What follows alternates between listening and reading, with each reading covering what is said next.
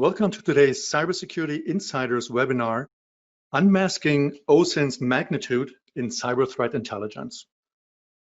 Thank you for joining us today and taking time out of your busy schedules. Today's webinar is brought to you by Authenticate. And Authenticate is known for the Silo web isolation platform, which separates the things you care about from the things you cannot trust. My name is Holger Schulze. I am the founder of Cybersecurity Insiders, the online community for cybersecurity professionals, and I'll be your moderator today. Now it is my pleasure to welcome our expert panel to discuss cyber threat intelligence. And starting from the left side, first we have Jake Williams from SANS and Redition InfoSec. Welcome, Jake. Thanks, appreciate it. Next, I would like to welcome Jilam Biswas from Google. Hello, Jilam. Hi, Holger. Thanks for inviting me to the webinar. It's a pleasure to be here today. Next, I'd like to welcome Marty Jorgensen from PayPal. Hello, Marty. Hey, thank you for having me. And I'd also like to welcome Sean Heritage from Authenticate. Thanks, Holger. It's great to be part of this esteemed panel, so thank you. All right, let's get started. During today's panel webinar, we will review some of the key findings of the new 2020 Cyber Threat Intelligence Report that was conducted in March of this year and is officially being released today. This report is based on the results of a comprehensive online survey, right, of 338 IT and cybersecurity professionals in the US to identify the latest enterprise adoption trends, challenges, gaps, and solution preferences related to cyber threat intelligence. Cyber threat intelligence, or CTI in short, isn't the exclusive domain of specialized organizations anymore, such as the government, right? It is evolving into a pillar of security and public safety functions across the board in the commercial sector, as well as across a variety of industries. First, we asked our survey audience whether they were trained, right, by their current employer in OSINT techniques and risks, as information and preparation, of course, is key to efficient CTI. And it turns out a staggering 85% of respondents received little or no training in OSINT techniques and risks. Let me ask our panel, perhaps Marty, let me ask you, the low number of trained professionals, right, is truly alarming. Marty, what do you make of that? Well, in my opinion, I think this goes to show how very little standardized OSINT training is available at large, or even known to these professionals, or maybe it's just not required. I guess I feel that tribal knowledge continues to be the main source of information, as it is in any technology discipline early in its maturity curve. I think back to the mid-90s when client-server and internet-based technologies were ramping up, and even in my own university experience before then. Formal training and education just simply weren't widespread then, nor were many of the technologies that we implement within today. Fortunately, though, one thing is constant: the overall theory behind information security, and those topics can be applied to virtually every past, present, and future technology. Perfect. Thank you, Marty. Just a quick follow-up on this one. How can organizations ensure, right, that practitioners are up to date on, say, de-anonymization techniques or attribution risks and also regulatory requirements? Yeah. So within PayPal, I guess I'll use my own experience here for that. Really, it's a matter of self-awareness, right? So in large organizations such as ourselves, we have various departments within the company that provide or have to do some form of investigative type research. That can be for cybersecurity purposes, or it can be for other types of purposes. One big purpose within PayPal is to investigate fraud, of course. So again, couple that with the need for self-awareness and constant learning. Search the internet, talk to local user groups, communicate with other professionals in your community.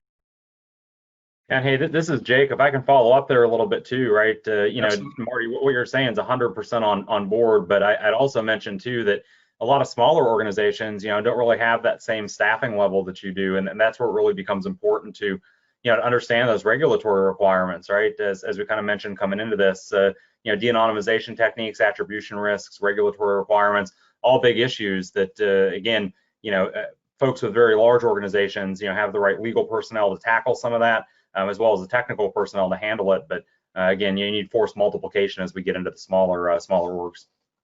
Yeah, that's very true.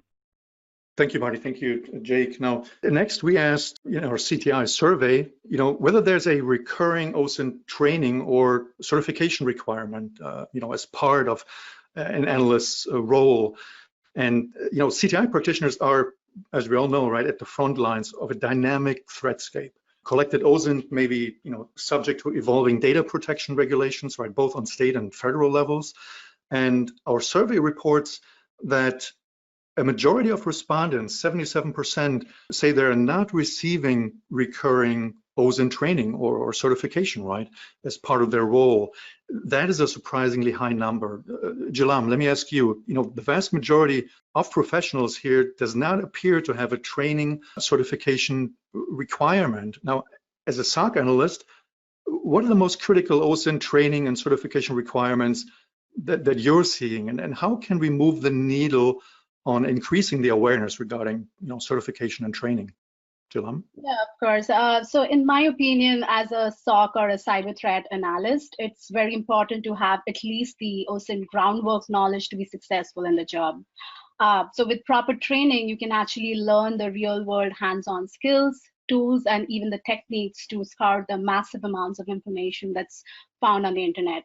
So for example, a newbie to OSINT can take a phased training approach by first starting with the basics, which would include understanding the OSINT framework, effective methods of data collection using social media, leveraging different search engines.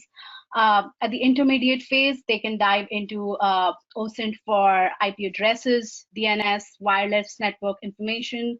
And then finally, in the advanced phase, they can dive deep into learning about the dark web and how and why to use it. Also, another important thing I would like to add is that the threat landscape is constantly evolving, and so it's absolutely critical that SOC analysts, they keep themselves up to date with the latest skills for OSINT gathering and analysis. There are very unique courses crafted by specialists, especially for OSINT, which, in my opinion, every organization should make it a mandate and invest in training their threat analysts with these. Perfect. Thank you, Jalam. Next, we asked in our survey, where analysts gained their experience with OSINT related activities prior to their current role. And what stands out is that 1/3 of respondents have no prior experience doing, any OSINT type of research before starting their current job. That's at 34% here. And the largest group of researchers actually come from, the intelligence community, 42%, and the military with 21%. On this particular finding, Jake, let me ask you, what changes do, intelligence analysts need to make in order to transition into more commercial roles? And what should we be doing to enable people, with no experience to assume OSINT roles? Jake? Yeah, that's such a great question, right? And it's something that we, my organization, Rendition InfoSec, has a lot of ex-military, a lot of ex-intelligence folks. It's definitely something that we've observed this transition firsthand quite a bit. And I'll tell you that a lot of it depends on what part of the intelligence community you are in, right? The intel side, everything's taken care of for you. There's the non-attribution stuff is somebody else's job, right? And so one of the things that we observe as folks, kind of step out, as opposed to having dedicated systems, basically where you sit an analyst down and you're like, this workstation is for OSINT and OSINT only, and they understand that. You get an intel analyst out and like, where's my OSINT workstation? And like, it's your laptop, right? Or it's this other machine over here, and it's like the non-attribution piece, that's on you, right? There are not formalized processes for it a lot. In other cases, we run into analysts who are like, okay, cool, where's the data you want me to analyze? And we're like, no, again, that's on you. You got to go get that. So there's a big learning curve. The learning curve, the scope of it, and the type of it depend on where you're at in intelligence. But it is definitely a challenge that we see folks stepping out. Again, I think the biggest thing is moving from it was a part of your job to now you have the whole job yourself. Thank you, Jake. And Holger, if I may, yes. This is Sean Heritage. So for the benefit of the audience, a little bit more about me is that I'm a proud member of the Authenticate team right now. but I'm fresh off of 27 years of experience in the Navy and the intelligence community. So I'd like to hit a little bit on training requirements and experience if I could.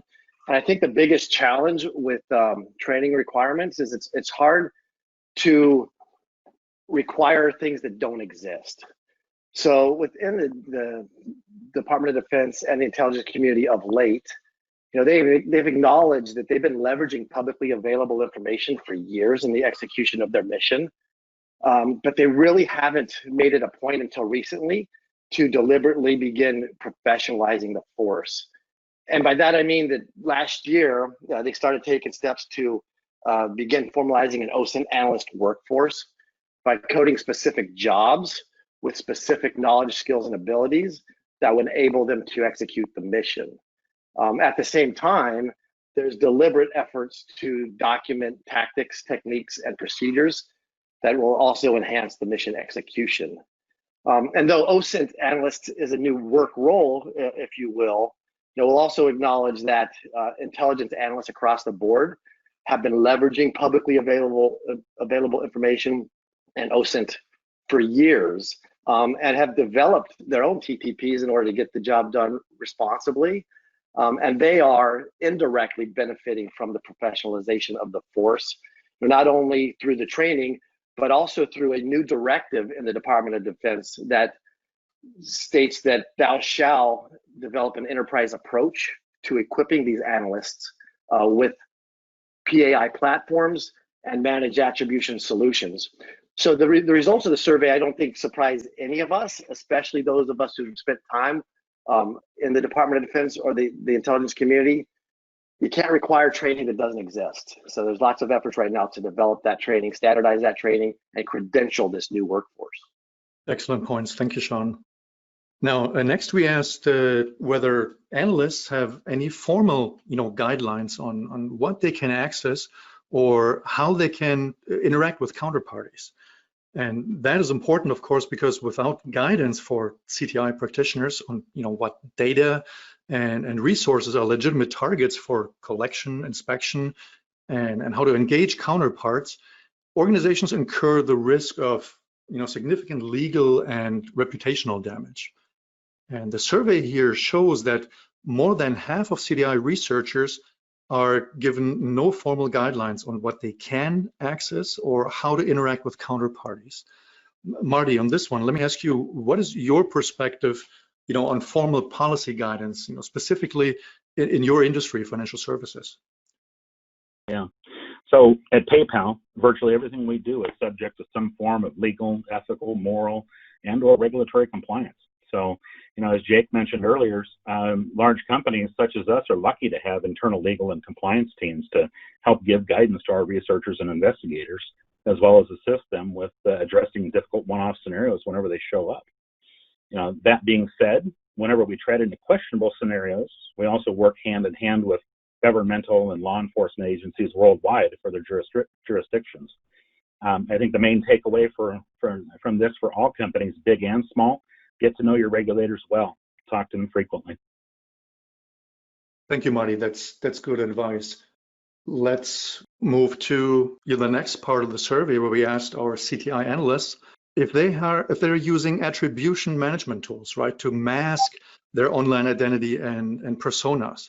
And we asked this because CTI research, that is attributable to the originating organization, that carries inherent risks.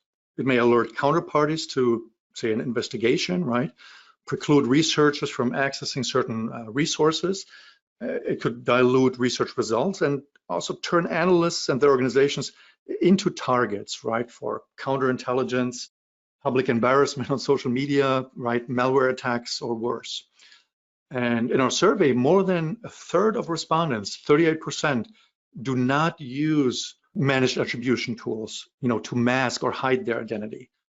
Yet 55% of respondents are venturing into the dark web as part of their OSINT activity at least 10 or more times each month.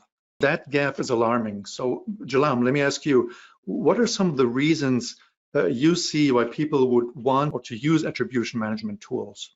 Jalam? Yeah, so attribution management tools can help you maintain either online anonymity or also give you the ability to have managed personas, which are, in my opinion, extremely crucial when you're attempting to do, let's say, competitive research about your business or trying to establish a trail of social influence. Or maybe, you're trying to attempt to do a cyber threat analysis, a computer surveillance, or, even when you're trying to enhance the obfuscation of your existing cybersecurity tools.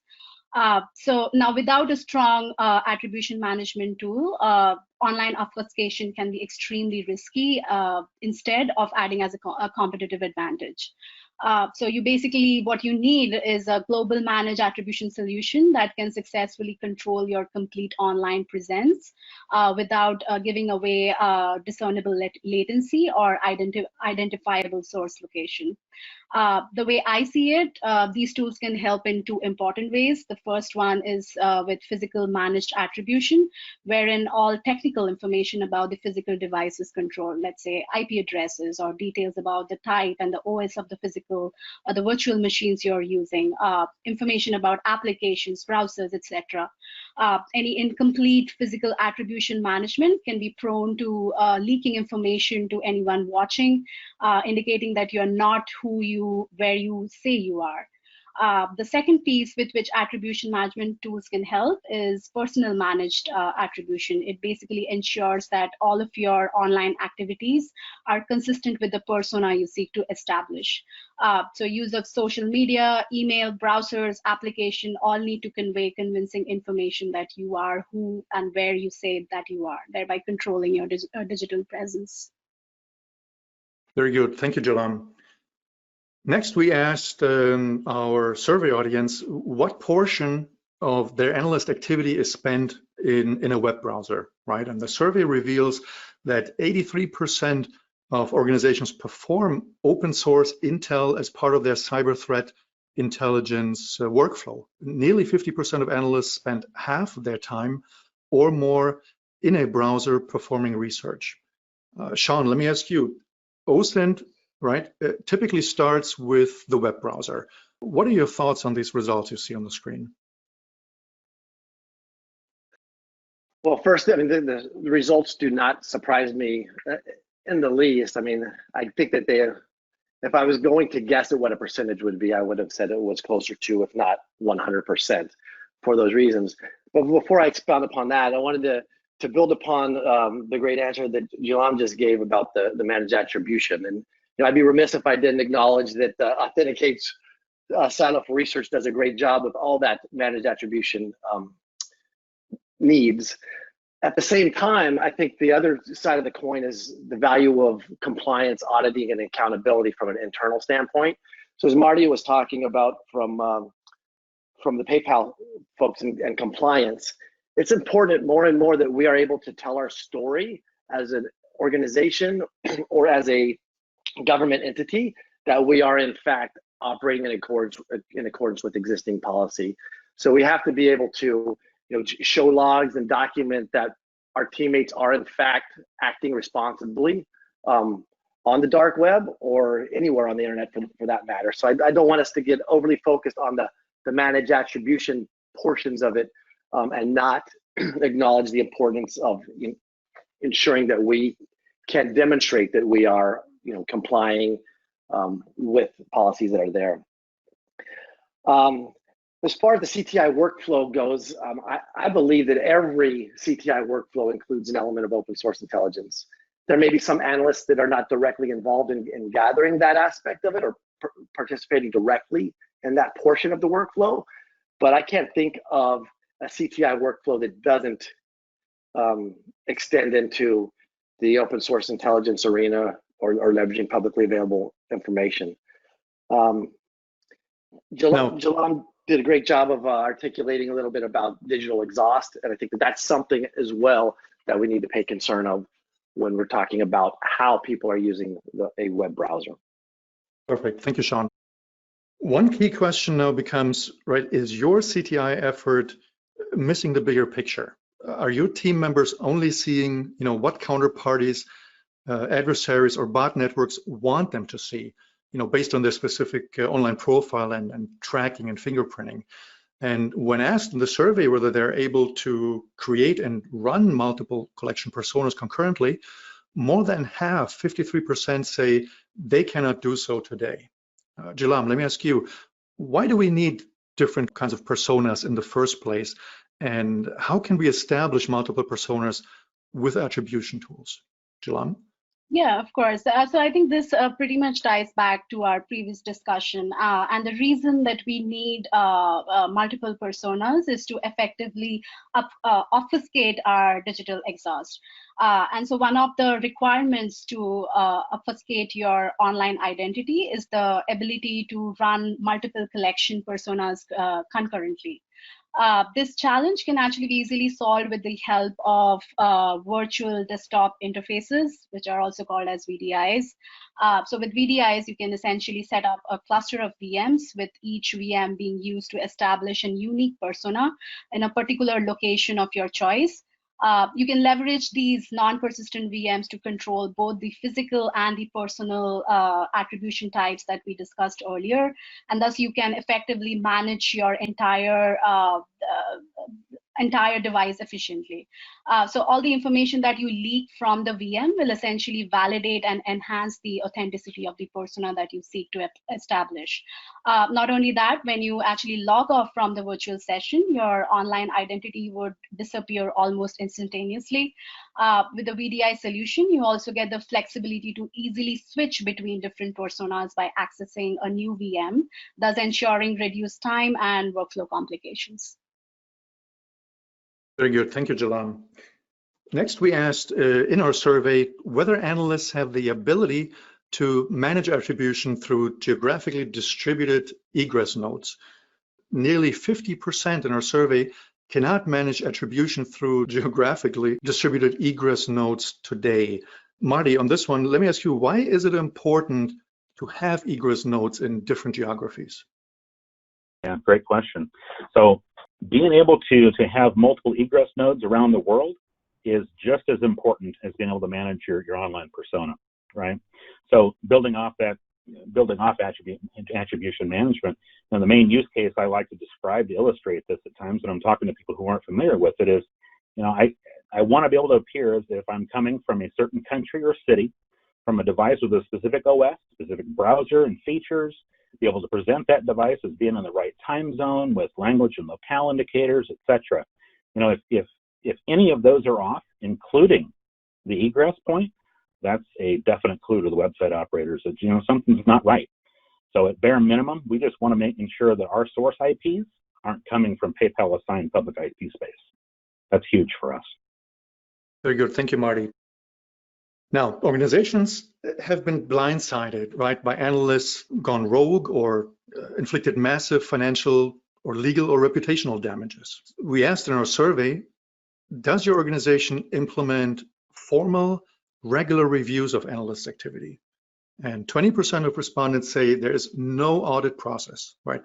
Another 42% report that audits are not a regular occurrence, both alarming numbers.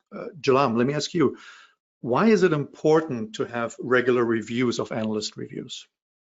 Yeah, so in my opinion, this question very much ties back to looking at what are the typical job responsibilities of a cybersecurity analyst, right? And if you look at their responsibilities, most of their time is actually spent in determining the impact of potential security intrusions on the corporate network, or conducting incident response analysis. Due to the nature of these responsibilities, it is very common for analysts to actually work with tools and databases that give them access to a lot of sensitive information, for example, PII or HIPAA. And let's say if they have admin privileges on these assets, they can even unknowingly modify sensitive records within these repositories, causing possibly huge revenue losses for your organizations. And so it's extremely crucial to have regular log traces on any analyst activity within the org and conduct regular audits.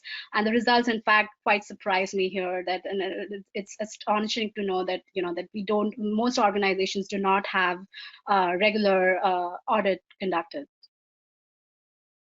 Very good. Thank you, Jalam. Now, Top performing CTI analysts are team players, right? And they thrive on collaboration. And in our survey, we asked, is your organization playing to that strength and leveraging the power of collaboration? Only 17% say they collaborate to implement a redundant analyst program for continuity and oversight. 35% say they collaborate on best practices. Sean, on this particular finding, let me ask you, you have a lot of experience regarding collaboration, right? I believe you're literally writing a book on the topic. What should organizations, what should they be doing to get analysts to share lessons and formalize techniques and procedures? Sean? I think that there are many things that the Department of Defense and intelligence community does well.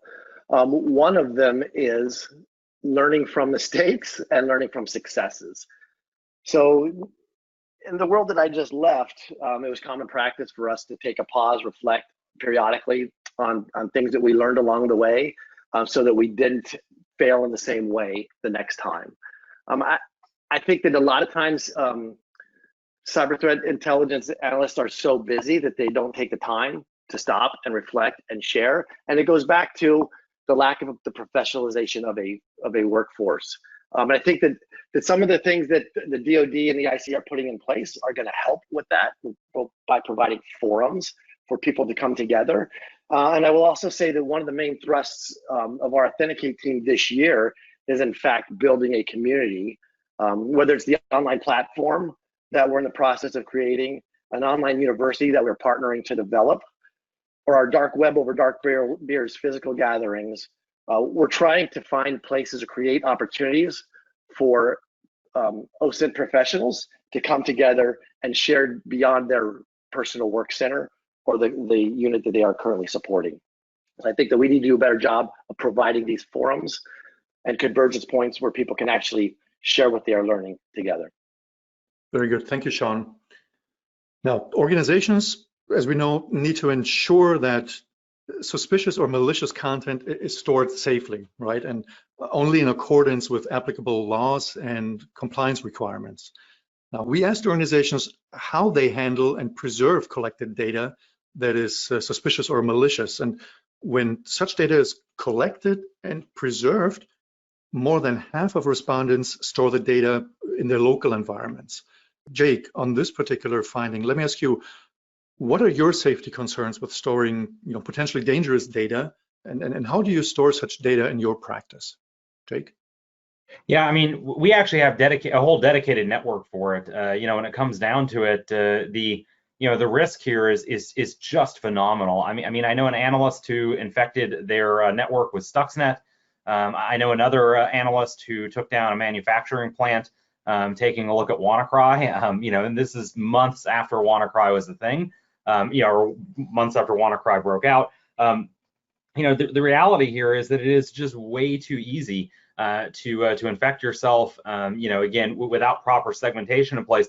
And a lot of folks step back and like, oh, proper segmentation, you mean spin up a VM. And I'm like, no, not really. I mean, I guess a VM is kind of like best case, best case, a minimum start, right? But I don't want to spin up a VM on my production machine, on my production network. I mean, that's just not enough separation for me. Again, if we're retrieving this content, obviously we're retrieving it over the internet. That VM has to have access to our network, or in most cases has access to our network. And again, there's just a lot of risk here. I am big about getting some separation and creating a separate network, separate from our production net, right? That make basically so that we can handle that data safely. Almost. And people use the term air gap all the time, but I really do want this separated from our production network, preferably with an air gap. With many organizations promoting remote work, and this is very current, right, during the COVID-19 corona pandemic, our survey shows that nearly 29% report no oversight procedures being in place to make sure that tools are not being abused by analysts. Marty, let me ask you, in the context of the current COVID-19 crisis, are your colleagues allowed to work from home? And what implications does this have, also from an audit perspective? Yeah. So many of our employees in general but especially folks that perform CTI, they already have the ability to perform their duties from home. And for the vast majority of our workspace that doesn't, or workers that don't already have a work from home solution, we're in the midst of implementing it for them now. So, from an audit perspective, for all of these folks, we pay very close attention to their productivity metrics. The tasks that they're supposed to be performing when they're at work in the office, obviously, and of course the user's tool usage and device behavior metrics that we measure with our SIEM, our SOAR system, and also our MDR systems. But again, the main source of concern with any work from home scenario, at least for us, is the lack of physical security controls that are present in our offices. Card readers, just basically very, very tightly physically controlled space. Security guards, if you will, or safety and security officers that walk around watching for suspicious activity or people who aren't where they're supposed to be, obviously. They do that with cameras as well. We don't have any of that when they're working from home. So there's also just an added bit of trust that's placed on our employees to do the right thing. So all of that being said, more focus, especially within the last 2 weeks, is being placed on our CTI analysts that work in our security operations center, within our NOCs and whatnot, to make sure that we're able to watch out, make sure people are doing the right things, make sure that they're not getting in trouble somehow, and clearly to make sure that they're not taking advantage of us. And Holger, if I may, from a federal standpoint, one of the things that I'm spending most of my time of late doing is coaching my friends within the Department of Defense on how to more responsibly migrate towards a remote work posture. And then we're finding is that the policies that are in place are really empowering to allow deck plate leaders to make some decisions on their own about how they do it in a responsible manner. At the same time, one of the things that I'm surprised about is many of our customers are more comfortable with allowing their teammates to do open source intelligence using our Silo Research Toolbox platform from their house. So where remote work at large has not been migrating the way that many of us would have liked within the DoD, the comfort level, because of the auditing features, the comfort level with affording people to do CTI from home is really surprising to me in a good way. Yeah, and hey, this is Jake. I'll just pivot back on that and say, exactly that.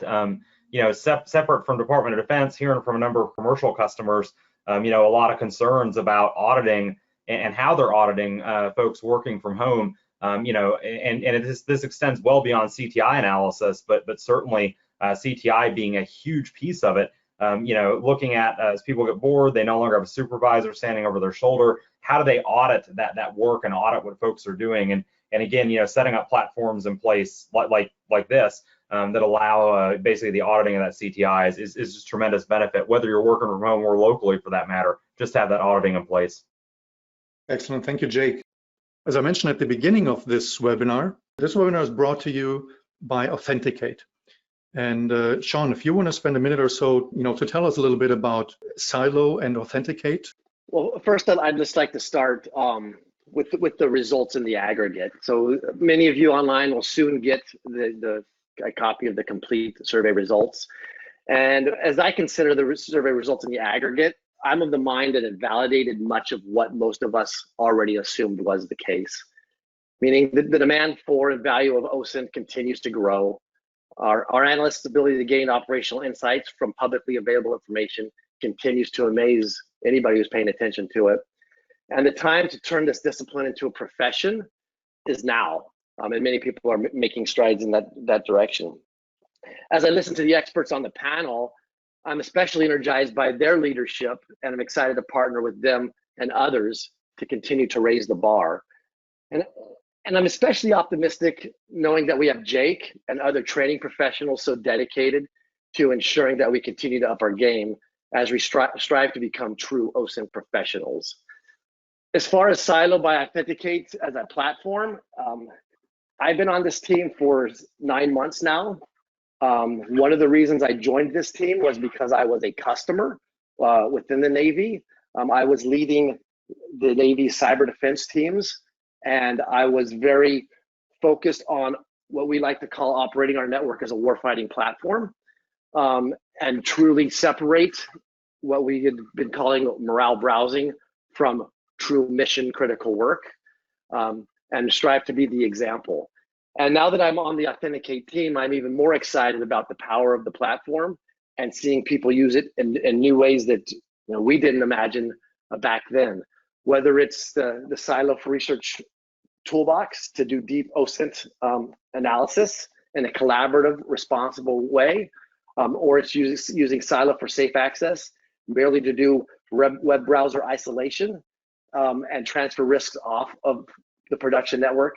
It's really inspiring, and I'm just excited to see so many others see value in the approach that our founders took years and years ago, and the progress we continue to make of late.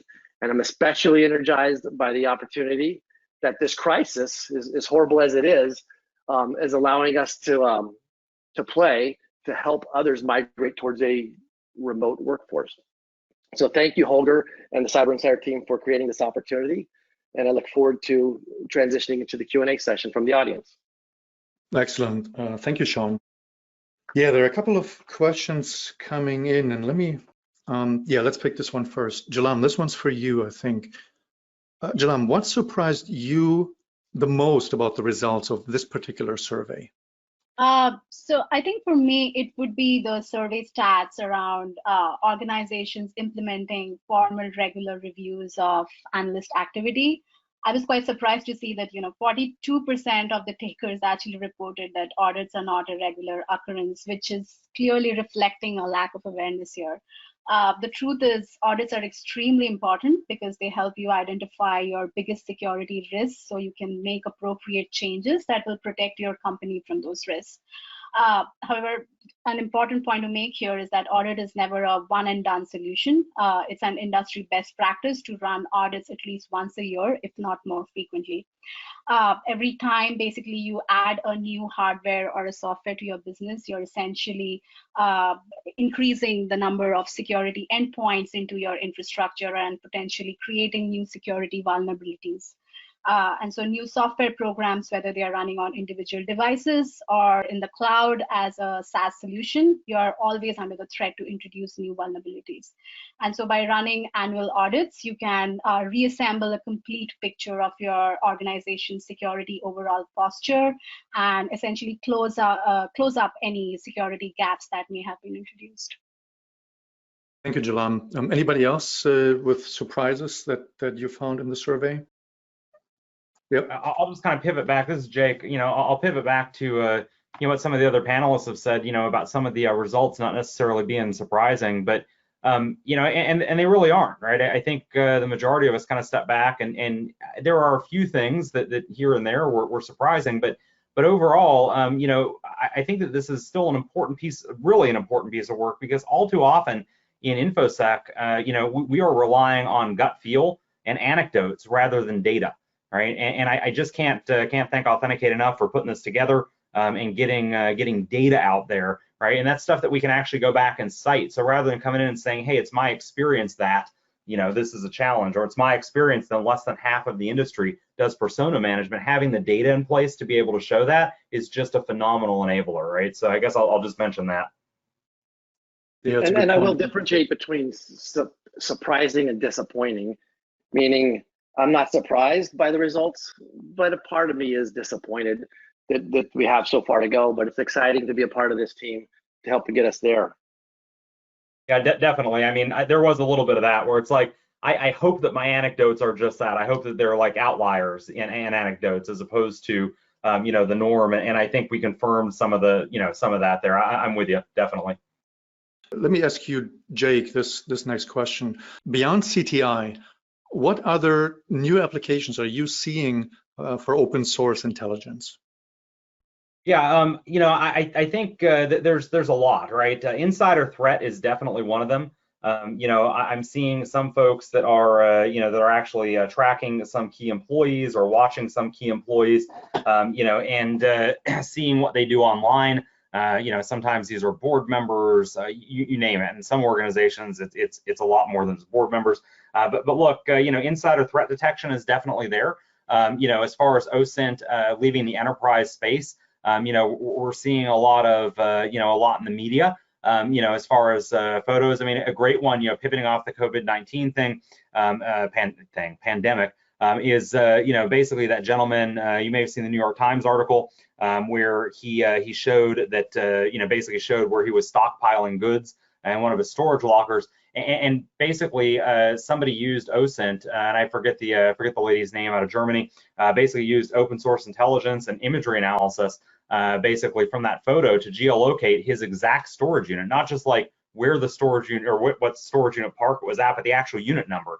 The feds, I think the feds and the other folks raided that the next day. Just amazing work there, very interesting work, and certainly we're going to see more work like that. I expect, as opposed to it being for law enforcement action, very soon I think we're going to see OSINT folks involved in competitive intelligence, basically competitive business intelligence, looking at what their competitors are doing, et cetera, based on their online presence and that of their executives. So again, big wide world here, and I think the sky is the limit.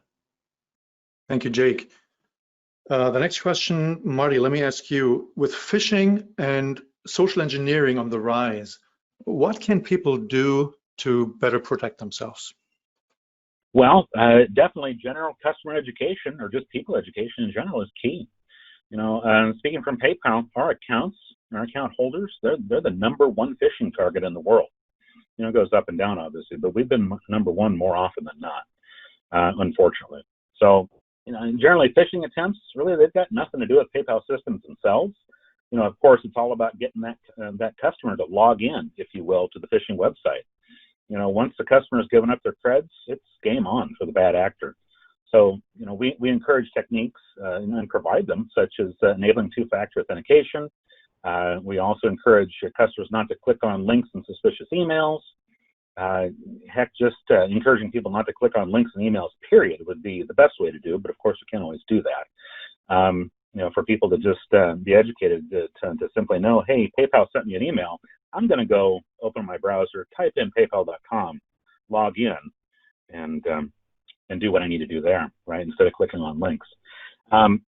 Speaking of 2FA, we also participate heavily in alternative authentication solutions such as FIDO and specifically WebAuthn, which are now starting to be more mainstream, offering more solutions and becoming adopted slowly, unfortunately, by internet-based applications. It's gaining traction every day.